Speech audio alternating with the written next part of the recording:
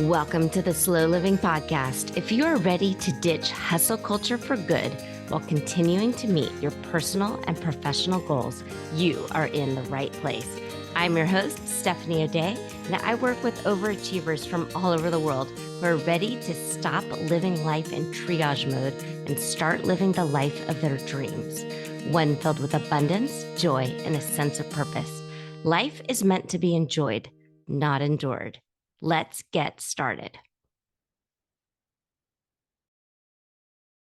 Hi there, Slow Down Society. Steph here, and welcome back to another edition of the Slow Living Podcast. Today, you're going to meet Shelly, and Shelly is the third of a three-part kind of series on real people doing real coaching, and she was brave and forthright and forthcoming and reached out for coaching right away. And when she wrote to me, she says, I'm kind of all over the place and I'm an open book. So I would love to have another pair of eyeballs on my brain. And that's essentially what coaching is all about, is just someone else listening to you and watching your thoughts bounce around and helping you sort of corral them to help you come up with a plan to get you from where you are to where you want to go. So Shelly was super brave. And so thank you for listening and for cheering her on. And thank you so much for tuning into this series. I'd love to hear from you. And if you have thoughts for Shelly and want me to pass along notes to her or messages, I will absolutely do that to protect her privacy. I'm not going to give you her email address, but I can pass it along. And if she wants to reach out to you, she will. Okay, so this is the first part of session one. Shelly and I have not worked together, and we did not do any coaching at all before this series that I recorded 6 weeks in a row began. Like the past sessions, this is a 1 hour coaching session, and we will break it up into 2 podcast episodes just so it's easier for you to follow along at home. All right. Thanks so much. And here is Shelly. Hi there. Okay. Hi, good morning. Good morning, Shelly. Thanks for being here. I appreciate you having me on. I'm excited. Okay.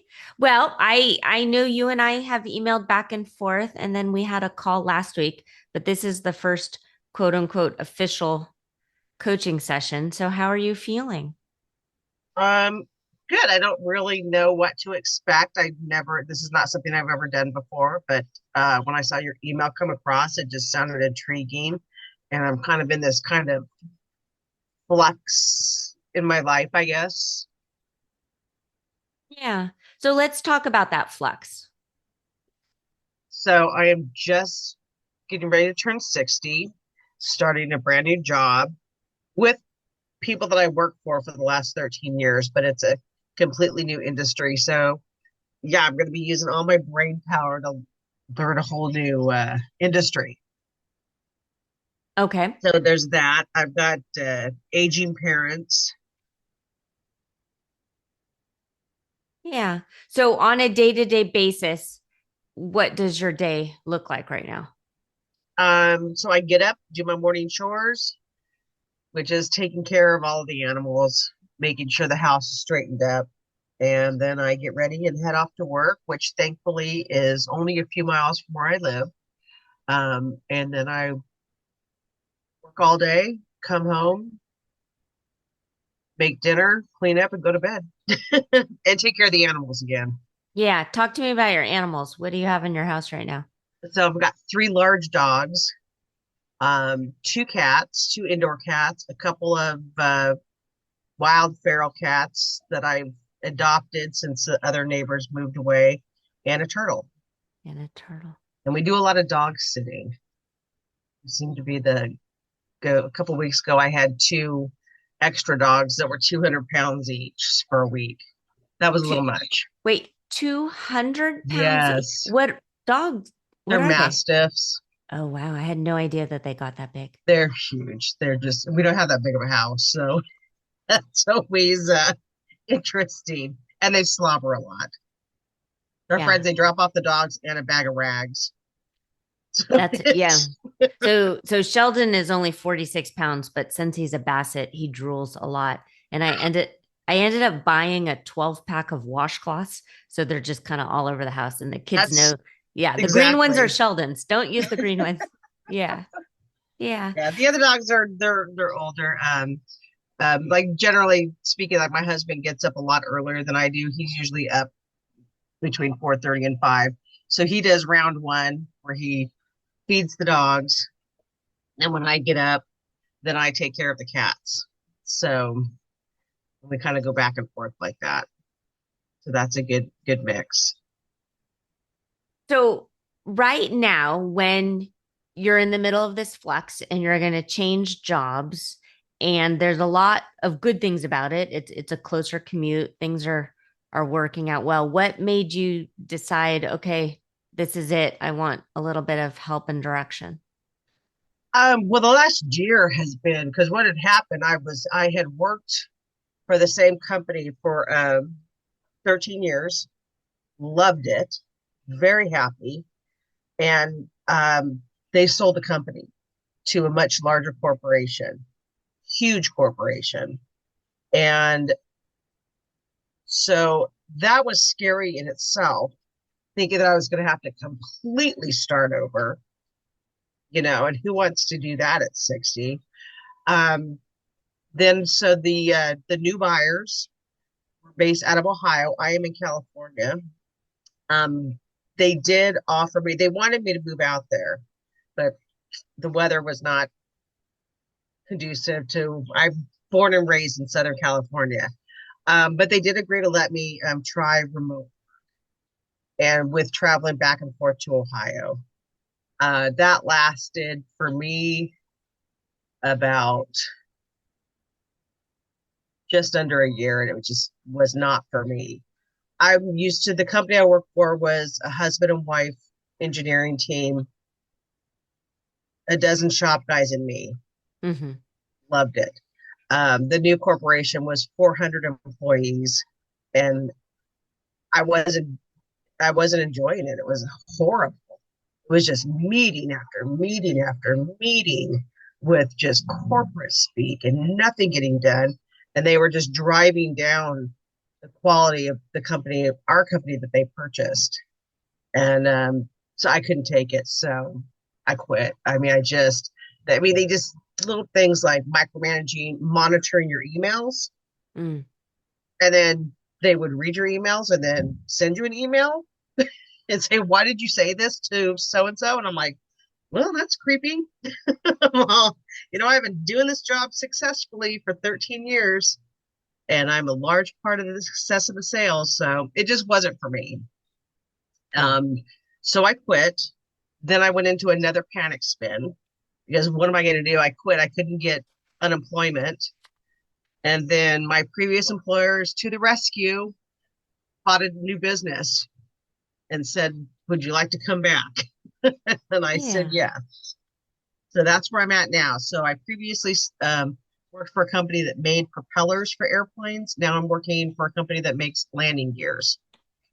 So yeah, so the whole last year was just like, it was just, my job was so unstable and I just hated it. I spent every single day ended in tears. Okay. When you quit and you didn't have a plan in place, did that feel like a relief? Or, I mean, you talk about going into a panic spiral. So, Well, is it was this at the like a pattern that you've done before? no, Okay. I stayed all my jobs are forever. It was the biggest relief, Okay. super big relief. But then when the reality hits, like, I don't have a job now. It's just, what am I going to do? But I just have to, trust it's all going to work out. Now that I think, but the previous job that I worked at, I worked for my dad's manufacturing company. Hmm. And the only reason I left there is because he was killed in a car accident and that effectively ended the business that night. Not your dad, the owner of the previous. No, it was my dad that owned the business. But My who was killed? Because you're my not. dad. Oh, I'm so Yeah, sorry. so well, it's been a while, but that was my previous job. So that's how Oh, I I'm lost. So so sorry yeah, so because you've been taking care of your dad, so I didn't realize. my I'm so biological dad. Yeah, I forgot. okay. Sorry, I'm a little. I'm reading your notes about how you're caring for your dad. So Yeah, okay, so that's my biological dad that I did not grow up okay, with. got it. Yeah, that's another fun fact. So I didn't meet my biological dad till I was an adult, and now I'm taking care of him Okay, because I'm nice. wow. So Okay, yeah, so that's the only reason I left my previous job, or else I would probably still be working for my dad's company. But without him, everything literally overnight fell apart. So I tend to stay at my jobs forever, for as long as you will let me. hmm I don't want to change. I like stability. okay. So that said, you must want a little bit of change right now. So what would change look like if it was in a sustainable and steady way?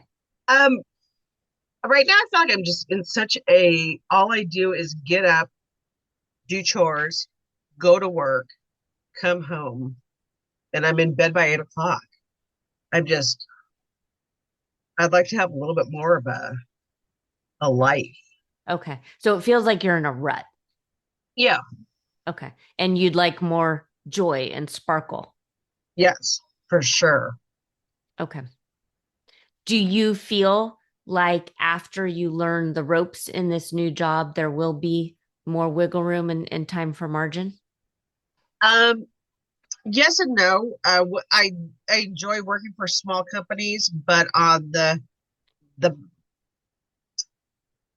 the downside of working for a small company is it's much harder to take time off because you're the only person there, Mhm. and so sometimes that can be a problem. There's always a lot of, and because I've been working with them for so long, I do a lot more personally for them. Mhm. I mean, it's not unusual for me to, pick their daughter up for them from sport. Not that but they pay me, and although they Yeah, wouldn't need to because I love their daughter. But so there's a lot of little things when you work for a small company. It's just much harder to take time off because okay. you're just always trying to coordinate with them.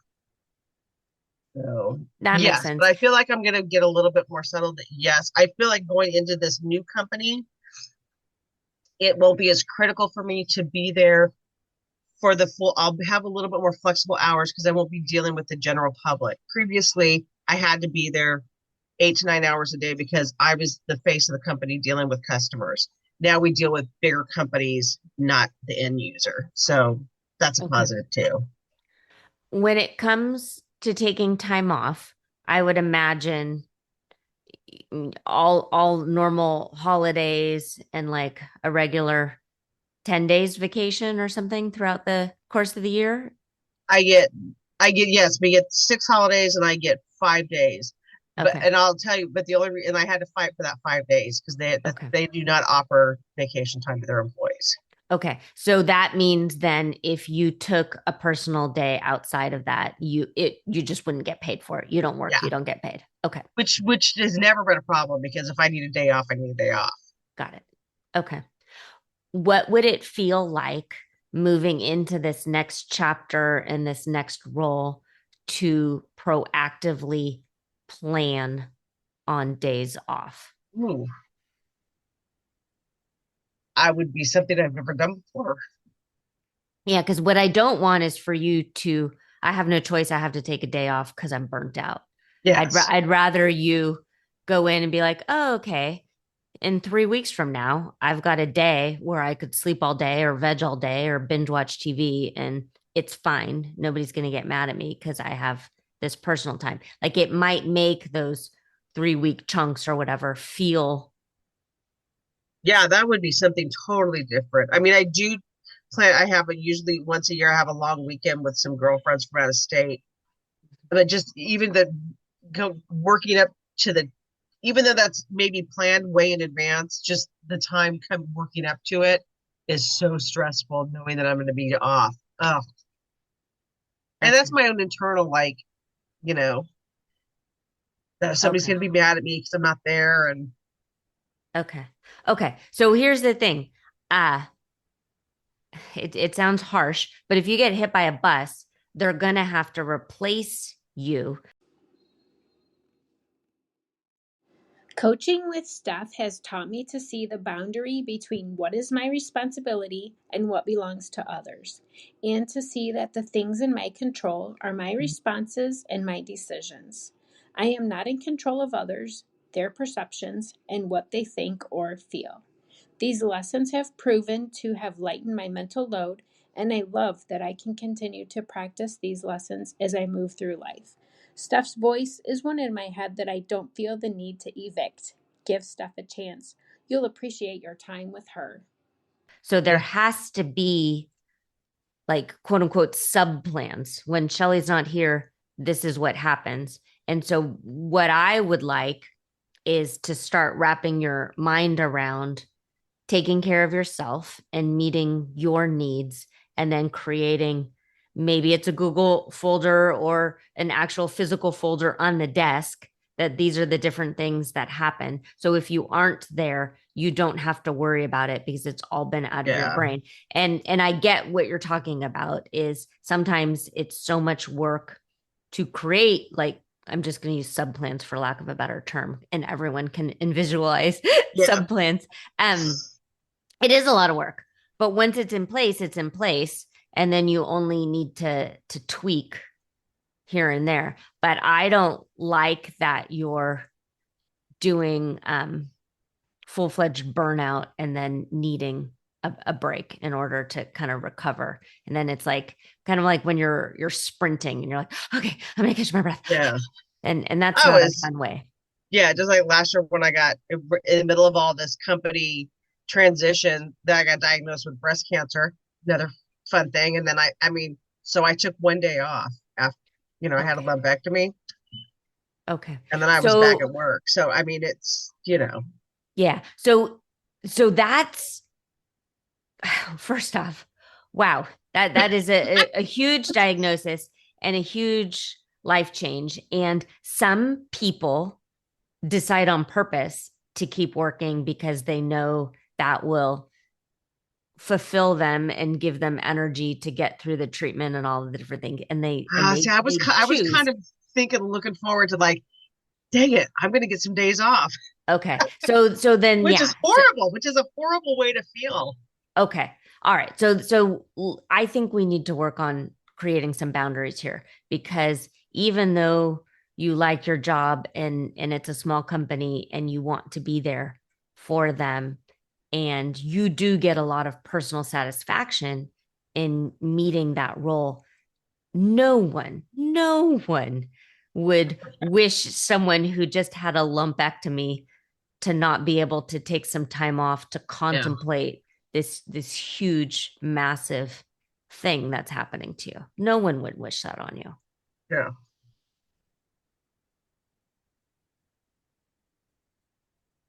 Yeah. So it's sort of like mapping out what's the worst case scenario. Well, the worst case scenario is you get fired.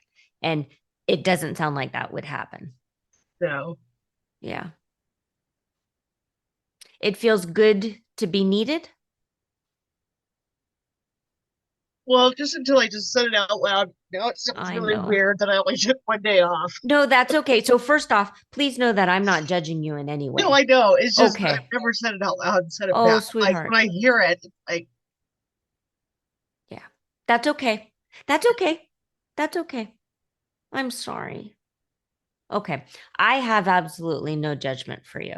Um, and if you're feeling sad for Shelly of a few months ago for having to go through that, then yes, you should absolutely honor all of that. And in a way, it is a little absurd and silly. Like, oh, it okay. is. Like now that I said, I'm like, God dang, why didn't I just take a few days off? Well, so you had written in that you are working on permission to do nothing. Yeah. Yeah. What does doing nothing look like to you? Um, laying on the couch and binge watching Hallmark movies. Yeah. Yeah. Yeah. I would like that for you. Um, I would like that for you, especially when you start kind of daydreaming about the future and what maybe going eventually, not for a while, but maybe in 3 to 5 years, instead of 5 days a week, maybe it's 4 days a week. Yeah. And then you do that for a few years. And then maybe it's 3 days a week. So kind of tiptoeing into retirement um in a way that feels good. So then when you do have these house projects and different decluttering things that you want to do, you have the energy and bandwidth to do them. Because if you're burnt out, you don't want to do those things on your day off. You want to watch Hallmark movies. Yeah. Exactly. Exactly. I like that idea of just going less and less. Because during this last couple of months, after I quit, and then my previous employers kept me working a little bit part time to make sure I had some money coming in. And it was what a concept to be able to sleep until my body woke up, which is for normally would be between 6:30 and 7. But Mm-hmm. man, did that feel good. Yeah. And to get up and actually, have breakfast and coffee without rushing. Mm-hmm. I love that. Love that. I love that for myself. I do too. The dog watching and different things that you are doing, is that for money? Are people paying you? No, but like when we took care of the neighbor's dogs, our neighbor's a plumber. So Yeah. So it's a little I'll yeah, scratch so your back, you scratch mine.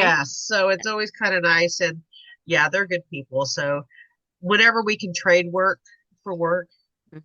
I'll do it. I'll be inconvenienced. It's just good. Like my husband's a roofer, so he's got a good skill to trade too.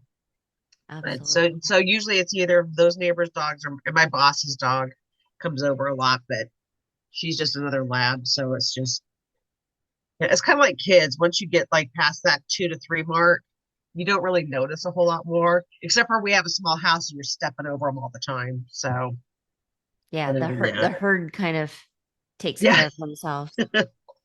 Yeah. When you think of working, is it fulfilling in a way that it sort of meets a lot of your like social needs and identity needs, or is it just a place you go and it gives you money? Mostly it's just a job. I mean, previously well, I say that now, but when I was working for the propeller company, towards the end, what I ended up being, I was just the face of the company. I did all of the sales, I did all the service, I was helping people install propellers on their airplanes and airboats. I love my customers. Had like just such a good, like that was the saddest part about the company being sold. And then my customers still text me on my personal phone and call me. They will email me because they hear something's going on out here in California like a wildfire and they're worried. Mm-hmm. So I had a very I mean, I feel like I know most of my customers' kids. I know most of them, their spouses' names. I'm a people person, even though I always try to deny it. I will deny it, but I was good at it. And once I learned I worked hard at learning the product. So that back then, yes, it was absolutely fulfilling and social aspect, but um, it's going to be, like I said, different now because I won't be dealing with end users. But but yeah, towards it is just a job. I just don't. That's not where I get my identity from. Mm-hmm. It's not some job that I'm going to be moving up in. Mm-hmm. I enjoy it, which is good. It's good not to hate your job. I didn't like when the company got sold, I dreaded every morning. I woke up with Yeah. dread. Yeah. So I enjoy going in. I like the guys that my shop guys love them. But yeah, that's definitely my job is not my identity at Mm-hmm. all. How would you How would you identify yourself? Probably more just with the relationship with my family, my husband, You wrote that you're a people pleaser. definitely. Do you look at that as a positive or a negative? Um, it's probably mostly negative. I definitely do not know how to say no. Do you feel at times that you're being taken advantage of and feel a little doormatty? Yeah, probably most, yeah, because I hate confrontation. Okay. What does confrontation look like? Um, just any kind of pushback of like, like if I don't want to do something and I gently tell somebody, no, that's not going to work for me, and they just start pushing back, and then I'll just cave and be And fine. and then Then how I'm do you, resentful. okay. Okay. So you resent them for pushing back, and then also are you mad at yourself? Yes, but mostly I think I get more resentful people that push back. It's like I said no. So if you would feel resentful, but then also you still want them to like you because you're gonna allow, I mean, Yeah. do you care if people you don't even like you? Um. Yeah. I'm Okay. getting better as I get older Hmm. and not caring so much. Yeah. But I get that. It's tricky. I don't like a yeah, lot of people, but I still kind of want everybody to like me. yeah, exactly. Because I'm Yeah. nice. You are nice. Why shouldn't they? You're pretty amazing. Absolutely. Absolutely. Yeah. So another thing you had written down that a big part of your life right now is caregiving for elderly parents. Yes, well, I feel like it. I'm definitely learning. I'm trying to learn. Like I said, I take care of. It's my biological dad. Um, he his hobbies are doctor's appointments and surgeries. Those are his hobbies. Pretty much. He's 83 and he just had elective surgery. Just had both of his feet reconstructed. Very long, drawn out recovery. This month he will have three surgeries, and he does not have a car. So because he did not make good life choices, I've given him two cars. So the first one I gave him, like when I bought myself a car, I gave him my previous car. Hmm. That first one, he sold it within a couple of months to get the money. And then the second one, he caught on fire. So now he's without a car, and I can't afford to give him a car. I can barely afford to drive myself, especially Yeah. out here in California. So, which means, and all of his doctor's appointments are all almost an hour away because he will only go to what he perceives as rich people hospitals. Okay. In so it's just he's just got a lot. He's got a lot of baggage. Um, I have gotten some relief there where he's gotten someone that's going to get paid to take him to do a lot of things for him. Not that I have a lot of confidence in this person that they're actually going to follow through, but I have to let that go. Are you He chose them. responsible for his finances? No, Okay. no. With your adopted dad dying in the car accident and then the biological dad, I mean, talk about Hallmark movie. Have you unpacked all of that? Have you worked with a therapist? Do you think you've healed from that kind of trauma? Oh yeah, yeah. I just like my the dad I was raised when my parents got divorced. My mom divorced my biological dad. I think I was like two. And she remarried a few years after that to my dad that raised us. So Okay. I did not have any kind of lacking. I had an intact family, even though they're a little crazy, but so I had a mom and a dad, and I just didn't know. My biological dad was very bitter. He's a very bitter person, still bitter. He hates women to this day.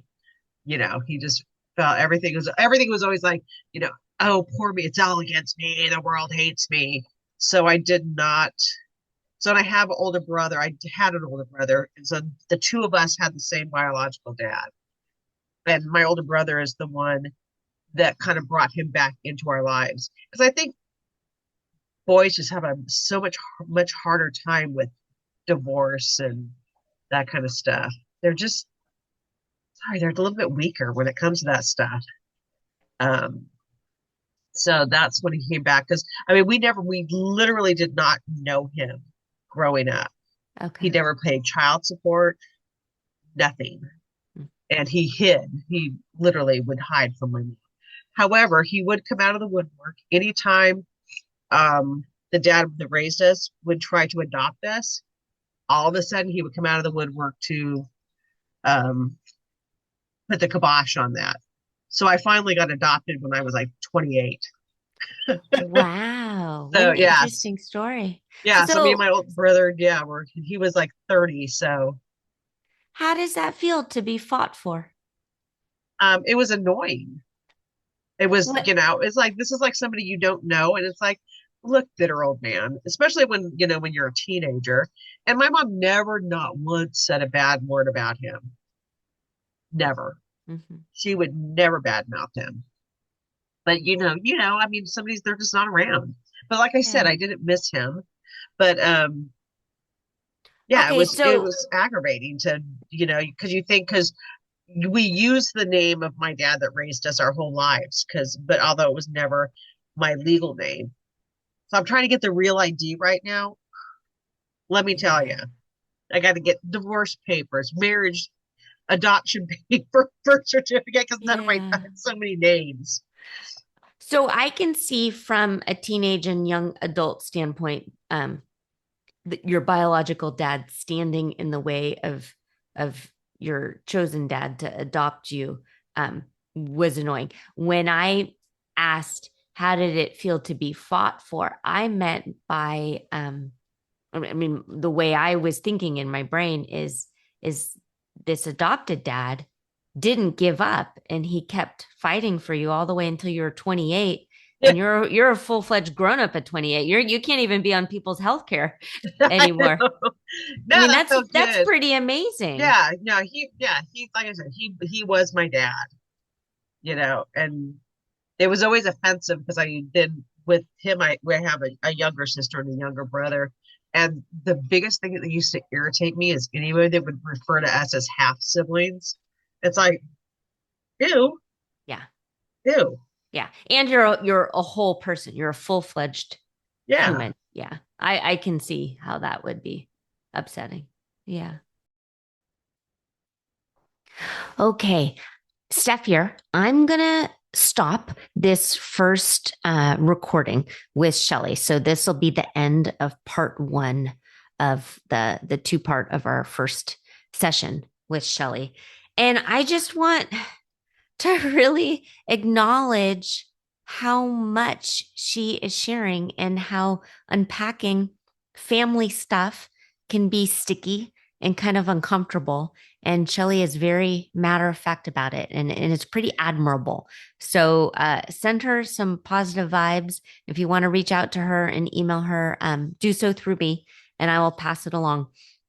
Before I completely end this airing, I want to drop a few past podcast episodes because a lot came up from her past.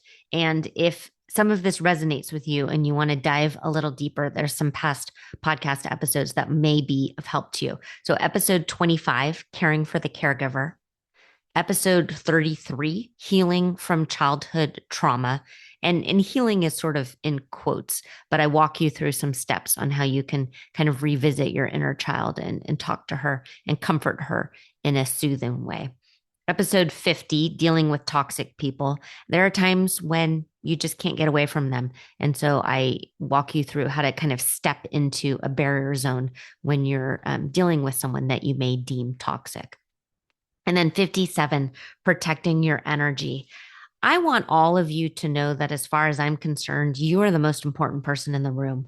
And my hope is that you protect yourself as much as possible from all of the stuff and all of the uncomfortableness that life throws your way. And so I want you to envision yourself as a cell and you are the nucleus. And no matter what, we're going to protect you. Okay, pretty people, as always, consider yourself loved and hugged. And thanks so much for being here. And thank you to Shelly for sharing. We'll be back next week in your earbuds for the second part of session 1 with Shelly. If you are ready to start living slowly and ditch the hustle mindset for good, reach out to me. I'm a real person and you can track me down online at stephanieoday.com. Also, if you found value in this podcast, please share it with your family and friends and tag me on Instagram at Stephanie O'Day. While you're at it, go ahead and leave a positive review on your favorite podcast app. The more we share, the more people we can reach and share the slow down lifestyle and messaging. Thank you, Slow Down Society, and have a great day.